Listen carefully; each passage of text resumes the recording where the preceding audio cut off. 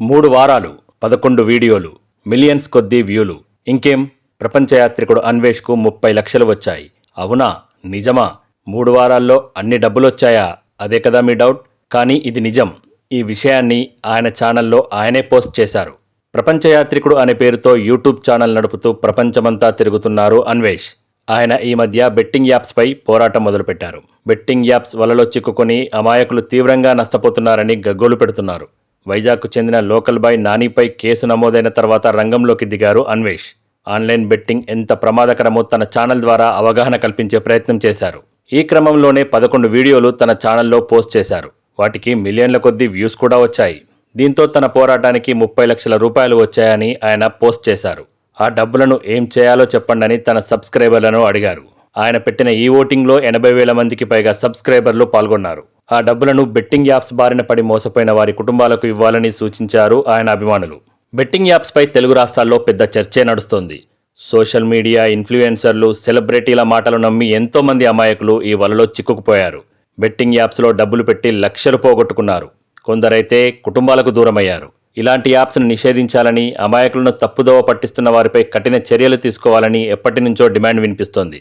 అయితే తాజాగా ప్రపంచ యాత్రికుడు అన్వేష్ యూట్యూబ్ ద్వారా చేస్తున్న పోరాటం మంచి ఫలితాలనే ఇస్తోందని చెప్పాలి. ఈయన వరుస పోస్టులతో పోలీసులు కూడా రియాక్ట్ అయ్యారు. చాలా మంది సెలబ్రిటీలపై కేసులు పెట్టారు. సామాన్యులు కూడా బెట్టింగ్ యాప్స్పై చర్చించుకోవడం మొదలుపెట్టారు. ఈ పరిణామాలతో ఆన్లైన్ బెట్టింగ్పై సర్వత్రా చర్చ మొదలైంది. తెలంగాణ సీఎం రేవంత్ ఏకంగా అసెంబ్లీలోనే కీలక ప్రకటన చేశారు. బెట్టింగ్ యాప్స్ నడుపుతున్న ముఠాల తాట తీస్తామని వార్నింగ్ ఇచ్చారు. ఎవరు వీటిని ప్రమోట్ చేసినా వదిలిపెట్టబోమని హెచ్చరించారు. అటు ఏపీ సీఎం చంద్రబాబు కూడా బెట్టింగ్ యాప్స్పై ఉక్కుపాదం మోపుతున్నారు. వీరి ప్రయత్నాలన్నీ ఫలించి ఆన్లైన్ బెట్టింగ్ అనే భూతం అంతమవ్వాలని మనం కోరుకుందాం. ఎప్పుడైనా ఎవరైనా ఒక్కటి గుర్తుపెట్టుకోవాలి, ఈజీ మనీ అనేది వెరీ వెరీ డేంజర్. ఏం కష్టపడకుండా డబ్బులు సంపాదించాలనుకోవడం మూర్ఖత్వం. ఇలాంటి వారినే బెట్టింగ్ ముఠాలు టార్గెట్ చేస్తున్నాయి. సెలబ్రిటీలను, సోషల్ ఇన్ఫ్లుయెన్సర్లను ముందుంచి కథ నడుపుతున్నాయి. కోట్ల రూపాయలను దండుకుంటున్నాయి. ఈజీ మనీ కోసం మనం పాకులాడకపోతే ఆన్లైన్ బెట్టింగ్ ముఠాల ఆటలు ఎలా సాగుతాయి చెప్పండి.